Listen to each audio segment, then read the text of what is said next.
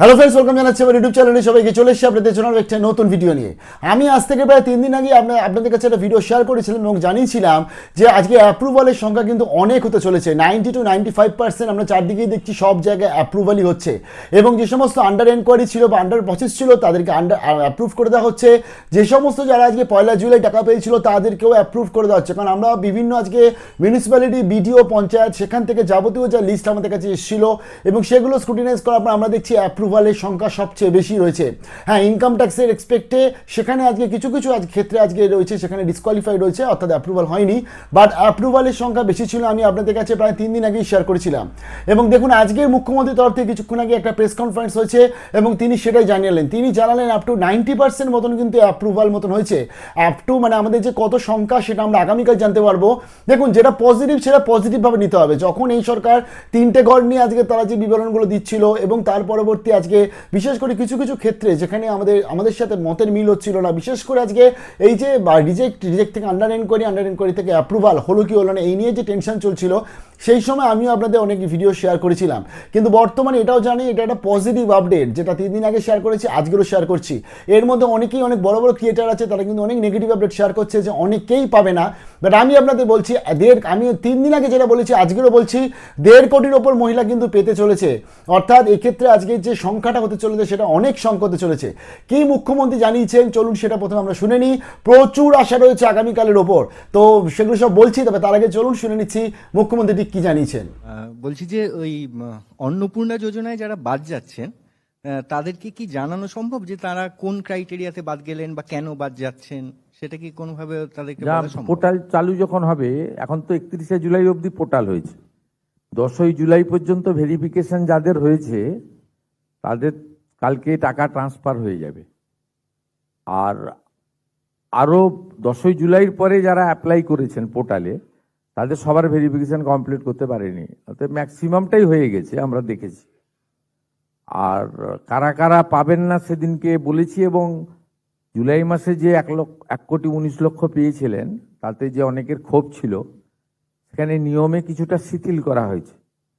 যেমন ওই 50 শতক যে জমির বিষয়টা ছিল, সেটা আগে পৌরসভা, গ্রাম সব জায়গায় ছিল, এখন গ্রাম, পৌরসভা সবটাই শিথিল করে দেওয়া হয়, শুধু কর্পোরেশন এলাকাতে। ধরুন কলকাতাতে যার 50 শতক মানে জমি আছে, হাফ একর, কলকাতার উপরে মানে এই কর্পোরেশন এলাকা 7টিকেই বাদ দিয়ে বাকিদেরকে আপনার শিথিল করে দেওয়া হয়।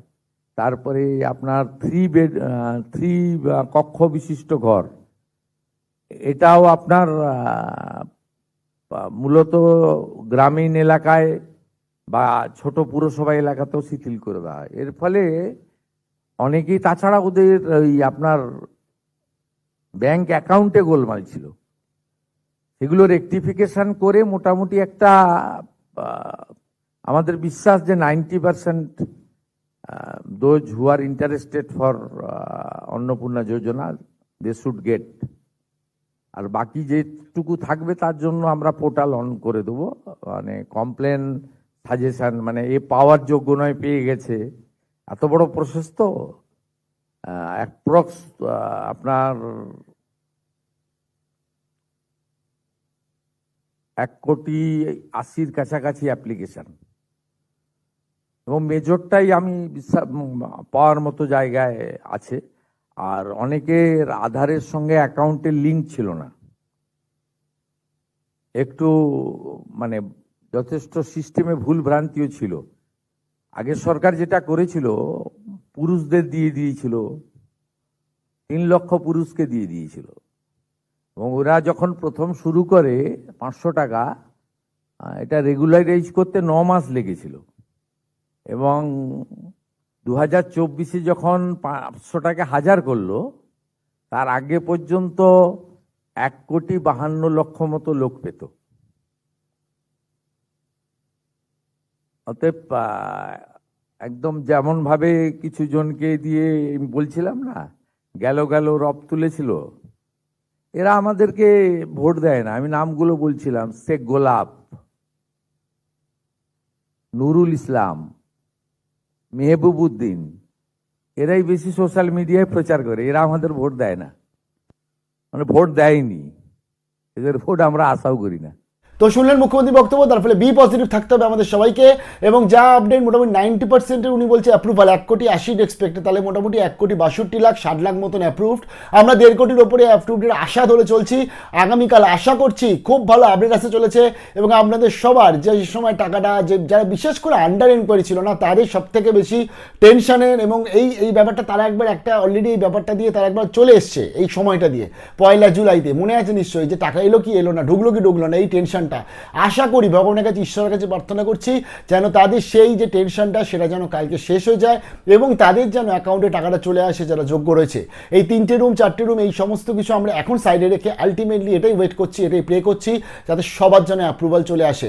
আর আশা করছি অ্যাপ্রুভাল চলেও আসবে আপনাদেরকে। যাদের যাদের অলরেডি ভেরিফিকেশন হয়নি তাদেরকেও বলছি অ্যাপ্রুভ মেবি অলরেডি হয়েই গেছে। যা আপডেট আসছে কালকে তো পরপর প্রচুর আপডেট আসবে, নিশ্চয়ই শেয়ার করবো। তাই ফলে আনন্দে থাকুন, ভালো থাকুন, অত টেনশন করার দরকার নেই। সরকারের ওপর ভরসা আমরা যখন করছি তো, এবং পরিবর্তনের সরকার আশা করছি তারা আমাদের সেই ভরসাটাকে রাখবে। কালকে নিশ্চয়ই সবার অ্যাকাউন্টে যারা যারা যোগ্য তাদের অ্যাকাউন্টে টাকাটা চলে আসে। আর টিং টিং করে যখনই মেসেজটা আসবে তখনই একদম যখনই দেখবেন আলটিমেটলি সরকার থেকে যখন আপনাকে পাঠাবে যে অন্নপূর্ণার টাকা ঢুকে গেল, এই যে আনন্দটা, এটা মেবি আমি আপনাদের সাথে তখন থাকতে পারবো না, বাট আমরা সবসময় আমরা কানেক্টেড, উই আর কানেক্টেড। তো তার ফলে আমরাও সেই আনন্দটা পাবো। কালকে নিশ্চয়ই প্রচুর আপডেট আসবে। ভালো থাকবে, বেস্ট অফ লাক।